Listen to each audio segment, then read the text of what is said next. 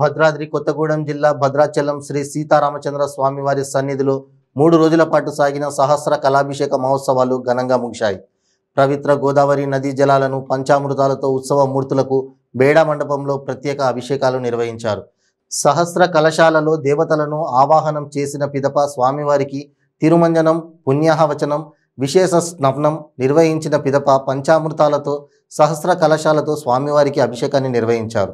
మాఘ పౌర్ణమి సందర్భంగా ఆలయంలో స్వామివారికి 1000 కలశాలతో సహస్ర కళాభిషేకం ఘనంగా నిర్వహించారు. 3 రోజుల పాటు సాగిన ఈ ఉత్సవాల సందర్భంగా స్వామివారి నిత్య కళ్యాణాలు రద్దు చేశారు.